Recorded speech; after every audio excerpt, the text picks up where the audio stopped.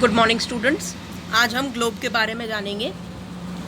Globe क्या होता है और चलो पढ़ते हैं पहले। ग्लोब पृथ्वी का लघु रूप में एक वास्तविक प्रतिरूप है। ग्लोब विभिन्न आकार एवं प्रकार के हो सकते हैं। बड़े ग्लोब जो आसानी से एक जगह से दूसरी जगह नहीं लेके जाए जा सकते, पॉकेट में रखने योग्य ग्लोब या गुब्बारे जैसे ग्लोब जिनमें हवा भरी जा सकती है एवं आसानी से एक स्थान से दूसरे स्थान पर लेके जाए जा सकते हैं। ग्लोब को पृथ्वी की तरह घुमाया भी जा सकता है। ग्लोब पर देश, महाद्वीपों और महासागरों को उनके सही आकार में दिखाया जा सकता है। इस प्रकार ग्लोब पृथ्वी का लगभग एक समान रूप है। अब ग्लोब होता क्या है पहले देख लो एक बारी। तो ये होता है ग्लोब। इसके अंदर हम पृथ्वी पर बने हुए देशों को, महासागरों को देख सकते हैं।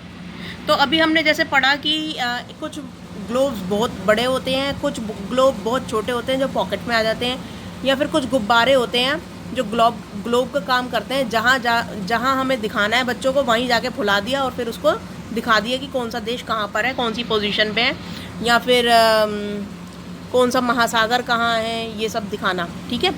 तो ये ज़्यादातर यूनिवर्सिटीज़ या लाइब्रेरी, स्कूल्स में रखा होता है ताकि बच्चों को दिखा सकें कि देश कहाँ कहाँ होते हैं पृथ्वी पर। ये एक तरीके से पृथ्वी का छोटा आकार होता है जिसके ऊपर हम देशों को बनाकर बच्चों को दिखाते हैं। तो ये ग्लोब होता है। ग्लोब का ऊपरी बिंदु, हाँ, ग्लोब का ऊपरी बिंदु उत्तर ध्रुव या दक्षिणतम बिंदु दक्षिण ध्रुव कहलाता है। मान लो ये ग्लोब है, इसको थोड़ा मैं दूसरी स्लाइड पे दिखा देती हूँ, या फिर पहले रीड कर लेते हैं क्योंकि उसके बाद मैं एक साथ ही समझा दूंगी सारा। ग्लोब का ऊपरी जो बिंदु है वो उत्तरी ध्रुव कहलाता है, यानी कि ये वाला, ये, और इसी ग्लोब का नीचे का पार्ट जो होता है वो दक्षिणी ध्रुव कहलाता है। ठीक है। पृथ्वी का काल्पनिक अक्ष इन्हीं दो बिंदुओं के बीच की धुरी है जिसके चारों ओर पृथ्वी पश्चिम से पूर्व दिशा की ओर घूमती है। कहाँ से घूमती है? पश्चिम से पूर्व। यानी कि अगर कल मैंने बताया था कि क्या पोजीशन होती है, ऊपर की तरफ नॉर्थ होता है, नीचे की तरफ साउथ होता है, इधर ईस्ट होता है और इधर वेस्ट होता है। तो हमारी जो पृथ्वी होती है वो वेस्ट से, यानी कि इस साइड से इस साइड घूमती है। ठीक है, ईस्ट की तरफ। तो पश्चिम से पूर्व दिशा की ओर घूमती है हमारी पृथ्वी, जिससे दिन और रात बनते हैं। इसे पृथ्वी की घूर्णन गति कहते हैं। अब मैं घूर्णन गति दिखा रही हूँ कि क्या होता है। ये होती है पृथ्वी की घूर्णन गति। ये देखो, ये पश्चिम से, हमारा वेस्ट इस साइड होता है ना, ये ईस्ट की तरफ जा रही है। ठीक है, इस तरीके से घूम रही है इस साइड में। ठीक है, तो ये घूर्णन गति है, यानी कि अपने अक्ष पर पृथ्वी का घूमना। ठीक है, इसे घूर्णन गति कहते हैं। यानी कि जैसे आप एक जगह पे खड़े हो जाओ और अपनी जगह पे ही खड़े खड़े घूमते हो ना, राउंड लगाते हो, बिल्कुल ऐसे ही पृथ्वी भी जो है वो वेस्ट से ईस्ट दिशा की तरफ इस तरीके से घूमती रहती है अपने ही पोजीशन पे खड़े हुए। ठीक है, इसे घूर्णन गति कहते हैं। घूर्णन, समझ में आ गया? तो अभी हमने घूर्णन गति के बारे में पढ़ा। पृथ्वी अपने अक्ष पर 23/1/2 अक्षांश, ये जो ऊपर जो छोटा सा जीरो लगा होता है ना किसी भी चीज़ के ऊपर, इसे अक्षांश बोलते हैं, डिग्री बोलते हैं, डिग्री। तो 23.5 डिग्री झुके होने के साथ साथ सूर्य के चारों ओर चक्कर लगाने से ही ऋतुएं बनती हैं। यह पृथ्वी का परिक्रमण गति कहलाती है। अभी हमने घूर्णन गति पढ़ी, अब हम परिक्रमण गति के बारे में पढ़ेंगे कि परिक्रमा किसे बोलते हैं। ये हमारा सोलर सिस्टम है। इसके अंदर देखो सभी जो प्लैनेट्स हैं वो इस एक मिनट, सूरज के चारों ओर चक्कर लगा रहे हैं। ये सूरज है, ये जो चमक रहा है तारा, और ये हमारी, मान लो ये पृथ्वी है, और ये देखो किस तरीके से सूरज के चारों ओर चक्कर लगा रही है। ठीक है, ये इस तरीके से दिखा रही हूँ। ठीक है, तो इसे बोलते हैं परिक्रमा करना। सूरज के चारों ओर चक्कर लगाने को बोलते हैं परिक्रमा करना। और परिक्रमा करने से ही जो हमारी पृथ्वी है उस पर ये ऋतुएं बनती हैं। कभी ये सूरज से, मान लो ये सूरज है और ये हमारी पृथ्वी है, कभी ये सूरज ये एकदम इस तरीके से घूमती है और एकदम अंडाकार वलय होता है इसमें, कभी ये सूरज के एकदम निकट आ जाती है तो हमारी जो पृथ्वी है वो गर्म हो जाती है, यानी कि गर्मियों का मौसम आ जाता है। और कभी ये पृथ्वी जो है वो सूरज से एकदम दूर हो जाती है, तो तब क्या होता है कि यहाँ से दूरी होने के कारण जो है पृथ्वी पर सर्दियाँ आ जाती हैं। तो ये मौसम परिवर्तन जो है ना, ये भी परिक्रमा के कारण होता है। कभी एकदम दूर होती है तो सर्दियाँ हो जाती हैं और सूरज के पास आती है तो गर्मियाँ हो जाती हैं, इस तरीके से। ठीक है, अब नेक्स्ट क्या तक पढ़ा ना,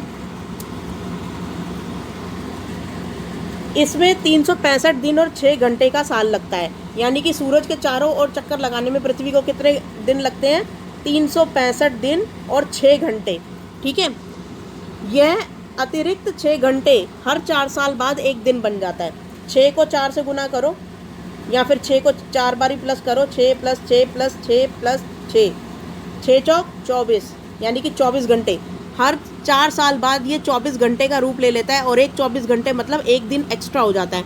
तो जो हमारा जो लीप ईयर के बारे में पढ़ा है आपने कि हर 4 साल बाद लीप ईयर आता है, तो 2020 में जो 29 फरवरी होता है ना, ये वही लीप ईयर होता है जो हर 6 साल बाद, मतलब हर 6 घंटे 4 साल बाद जो होता है वो 24 घंटे बन जाते हैं। ठीक है, तो ये वो 29 फरवरी होता है, 29 फेब, जो हर 4 साल बाद आता है। अच्छा, अब हाँ, ये अतिरिक्त 6 घंटे हर 4 साल बाद एक दिन बन जाते हैं और प्रत्येक चौथा वर्ष 366 दिन का होता है। इसे लीप ईयर कहा जाता है।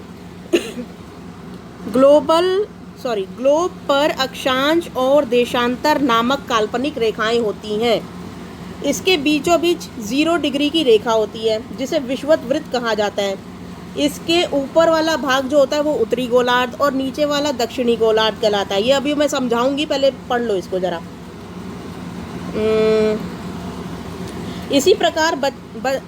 इसी प्रकार बीचों बीच स्थित 0 डिग्री देशांतर प्रमुख म्यामोत्तर कहलाता है। यह 180 डिग्री देशांतर के साथ मिलकर पृथ्वी को 2 अन्य गोलार्धों में बांटती है। इस पूर्वी भाग को जो है पूर्व गोलार्ध कहते हैं और पश्चिमी भाग को पश्चिमी गोलार्ध कहा जाता है। कर्क रेखा जो होती है वो 23.5 डिग्री उत्तरी अक्षांश और मकर रेखा जो होती है वो 23.5 डिग्री दक्षिणी अक्षांश पर होती है। आर्कटिक रेखा जो है वो 66.5 डिग्री उत्तरी अक्षांश और एंटार्कटिक रेखा जो होती है वो 66.5 डिग्री दक्षिणी अक्षांश है। ये रेखाएं या वृत्त ही उष्ण, शीतोष्ण और शीत नामक प्रमुख ताप कटिबंध बनाते हैं। तो अब इसको ज़रा समझ लेते हैं। हाँ भाई, तो हमारी जो पृथ्वी है थोड़ी सी टेढ़ी होती है इस तरीके से। ठीक है, ये थोड़ी सी टेढ़ी मतलब थोड़ी सी नीचे की तरफ झुकी हुई है और इसको बोलते हैं ये 23 डिग्री। अभी हमने पढ़ा था कि 23 क्या है ये यार,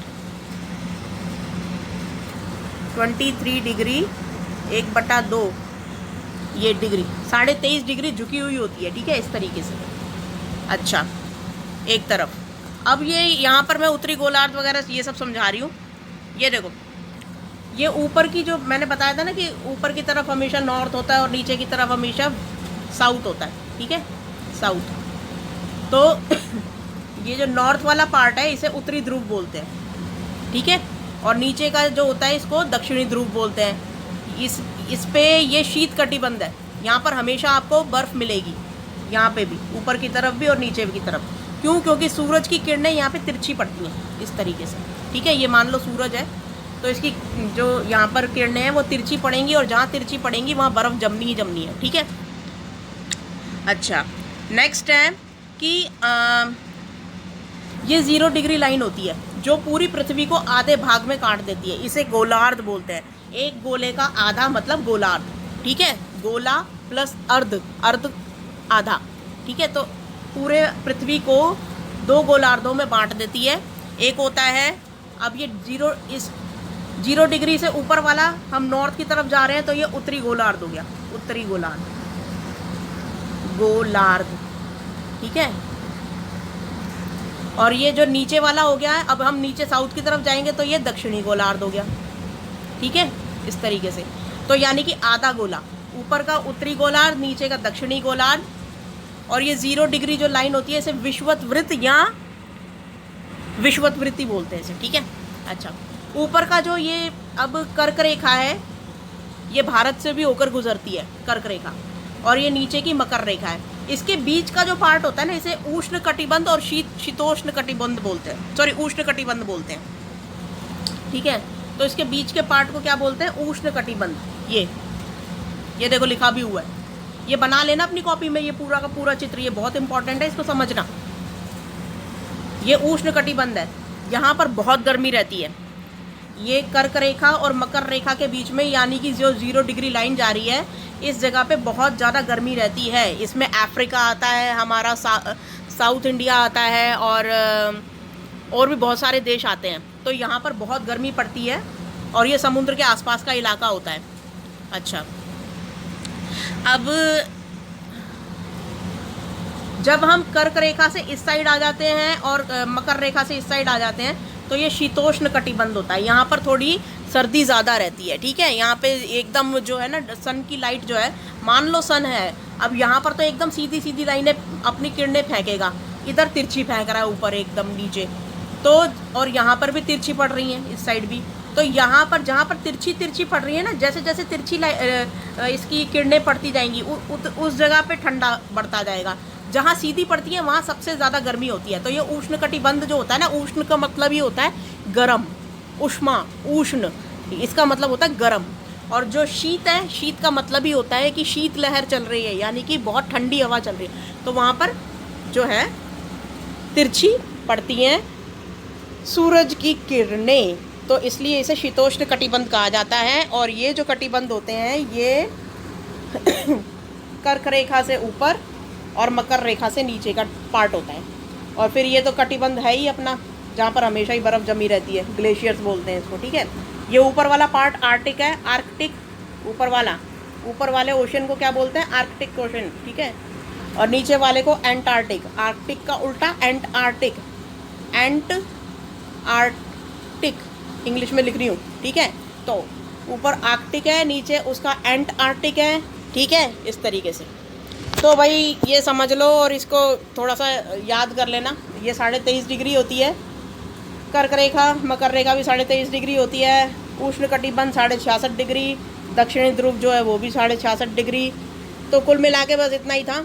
बाकी नीचे बीच में सबसे मिडल में जो पूरे गोलार्ध को आधा आधा कर देती है वो होती है विषुवत वृत्त, यानी कि विषुवत रेखा, जो 0 डिग्री लाइन होती है, ठीक है। और यहाँ गर्मी सबसे ज़्यादा पड़ती है, क्यों? क्योंकि सूरज की किरणें एकदम सीधी पड़ती हैं, एकदम सीधी, ठीक है। तो फिलहाल इतना ही समझना था। आई होप कुछ समझ में आया होगा भाई। अच्छा, अब यहाँ पर ये विश्व में कुल 7 महाद्वीप हैं और 5 महासागर हैं। अब छठा भी हो गया है इसी साल छठा महासागर भी हो गया है। क्यों? क्योंकि वो ग्लेशियर पिघल रहे हैं ना, तो छठा महासागर भी आ गया भाई एक बीच में। लेकिन वो भी एनसीईआरटी की किताबों में बहुत बाद में आएगा, तो अभी पहले 5 ही पढ़ लो तुम। 7 महाद्वीप हो गए और 5 महासागर हो गए। हमारा देश भारत जो है एशिया महाद्वीप में है। और वर्तमान समय में भारत में कुल 28 राज्य और 8 केंद्र शासित प्रदेश है। वो जब मैं भारत का नक्शा कराऊंगी तो मैं करा दूंगी कि 28 राज्य कौन से हैं। ओहो, 28 राज्य कौन से हैं और 8 केंद्र शासित प्रदेश कौन से हैं। फिलहाल तो इतना जान लो कि पृथ्वी पे 7 महाद्वीप हैं और 5 महासागर हैं, ठीक है। और फर्स्ट क्वेश्चन देखते हैं, ग्लोब और मानचित्र में क्या क्या अंतर होते हैं। तो ग्लोब और मानचित्र में क्या अंतर है? मानचित्र जो होता है वो एक पेपर पे बनाया जाता है और पूरी पृथ्वी को एक पेपर पे ड्रॉ करके बना दिया जाता है, ठीक है। और ग्लोब जो होता है वो पृथ्वी का ही एक छोटा स्वरूप होता है। और ग्लोब की परिभाषा ऊपर से लिख लेना भाई देख के। मानचित्र की इससे पहले वाली वर्कशीट में था परिभाषा, और जो ग्लोब है वो ये है, ग्लोब पृथ्वी का लघु स्वरूप का वास्तविक प्रतिरूप है। बस इतना ही लिख देना, ठीक है। पहले क्वेश्चन का आंसर मानचित्र का अपने शब्दों में लिख लेना भाई कि वो पेपर पे खुद मतलब पेपर पे ड्रॉ होता है, और ग्लोब का तो मैंने ऊपर दिखाई दिया, ठीक है। तो दोनों की परिभाषाएं लिख देना, यही अंतर होता है। अच्छा, सेकंड है, एक ग्लोब का चित्र बनाकर उसमें दोनों ध्रुव और चारों गोलार्धों को अंकित करके उसके नाम लिखिए। ये जो मैंने अभी चित्र दिखाया था ना, इसी को ही पूरा का पूरा उतार देना सेकंड वाले में, ठीक है। यही चित्र बनाना है इसमें। थर्ड क्वेश्चन जो है, पृथ्वी की घूर्णन और परिक्रमण गतियों में क्या अंतर होता है। पृथ्वी जब अपने अक्ष पर घूमती है तो उसे घूर्णन बोलते हैं, और परिक्रमण, एक मिनट यार, बच्चों को ऐसे समझ में नहीं आएगा। हाँ, ये रहा ना,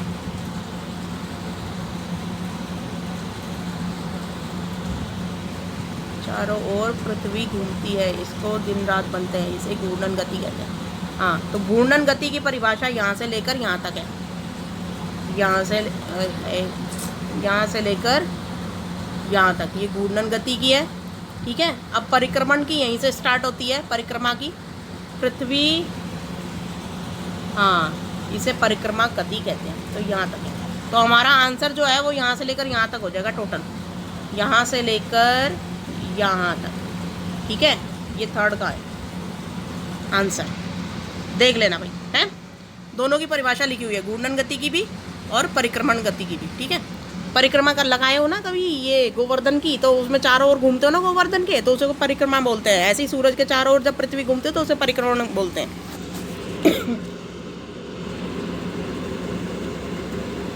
अब फोर्थ क्वेश्चन देखो, प्रमुख ताप कटिबंधों को चित्र द्वारा दिखाइए। हाँ भाई, पर प्रमुख ताप कटिबंधों को चित्र द्वारा दिखाइए, तो फिर से ये चित्र बना देना भाई, ठीक है। इसमें ताप कटिबंध दिखाए थे ना मैंने, रुक जाओ एक मिनट में दिखा दे। तो ये जो ताप कटिबंध है, ये एक गोला बना देना, और उसमें ये वाला दिखा देना, उत्तरी शीतोष्ण कटिबंध, उष्ण कटिबंध, और ये दक्षिणी शीतोष्ण कटिबंध, ठीक है। एक ऐसे करके ना गोला बना देना, एक ऐसे कर देना, उसमें ऐसे कर देना है, और फिर उसके बाद उसमें कुल मिला के ये दिखा देना भैया, दोबारा से गोला बना देना, और उसमें ये कटिबंध दिखा देना, ठीक है। ये कटिबंध लिखे हुए सारे, कुल मिला के चित्र दोबारा बनाना पड़ेगा, ठीक है। दो बारी चित्र बनाना है भाई, एक तो सेकंड क्वेश्चन में बनाना है चित्र, और एक बनाना है फोर्थ क्वेश्चन में, बिल्कुल सेम टू सेम ऐसे ही, ठीक है। अच्छा, रिक्त स्थान भरिए। विश्व में कुल डैश महासागर और डैश महाद्वीप है। अभी हमने पढ़ा विश्व में कितने महासागर हैं, कहाँ गया, अभी तो पढ़ा था। अच्छा हाँ, ये रहा। तो कितने महासागर हैं, 5, तो यहाँ पे हम लिखेंगे 5। और कितने महाद्वीप है, 7, तो हम यहाँ लिखेंगे 7, ठीक है। अच्छा, नेक्स्ट है क्वेश्चन, भारत डैश महाद्वीप में स्थित है। कहाँ, कौन से महाद्वीप में, मैं यहाँ लिख रही हूँ, ठीक है। एशिया, ये ए है, एशिया, ठीक है। एशिया महाद्वीप में स्थित है, यहाँ पे एशिया लिख देना। थर्ड है, वर्तमान में भारत में कुल डैश राज्य और डैश केंद्र शासित प्रदेश है। तो कितने राज्य हैं, 28 राज्य है, तो यहाँ पे 28 लिख देना, 28। और यहाँ पे कितने केंद्र शासित है, 8, ठीक है। तो ये हो गया। अब छठा क्वेश्चन देखो ज़रा, पृथ्वी पर स्थित प्रमुख महाद्वीपों और महासागरों को विश्व के मानचित्र की सहायता से ढूंढकर लिखो। तो ये है हमारे 7 महाद्वीप। पहला है उत्तरी अमेरिका, दूसरा है दक्षिणी अमेरिका, तीसरा है अफ्रीका, यूरोप, एशिया में ही देखो हमारा भारत पड़ रहा है ये, ठीक है, और ऑस्ट्रेलिया और एंटार्क्टिका। तो ये 1 2 3 4 5 6 7, तो ये 7 महाद्वीप हो गए। अब हम 5 महासागर पढ़ेंगे। ये 5 महासागर हैं। सबसे पहले ऊपर देखो आर्कटिक महासागर, फिर है अटलांटिक महासागर, ये एस शेप में होता है। ये अटलांटिक महासागर, ये पहला हो गया आर्कटिक, दूसरा हो गया अटलांटिक, तीसरा है प्रशांत महासागर। ये अगर हम इसको और इसको जोड़ेंगे तो ये प्रशांत महासागर इतना बड़ा हो जाता है, यहाँ से लेकर यहाँ तक, ठीक है। तो ये एक ही है। ये तीसरा हो गया प्रशांत महासागर, चौथा हो गया हमारे भारत के नीचे का हिंद महासागर, ये चौथा, ठीक है, ये वाला। और फिर पांचवा है अंटार्कटिक महासागर। तो कितने महासागर हो गए? 5। आर्कटिक, अंटार्कटिक, अटलांटिक, हिंद महासागर और पांचवा प्रशांत महासागर, ठीक है। तो ये 5 महासागर हो गए, इनके नाम लिख लेना भाई। तो छठा क्वेश्चन भी कंप्लीट हो गया है। तो आई होप ये आज की वर्कशीट आपको समझ में आई होगी। Thank you.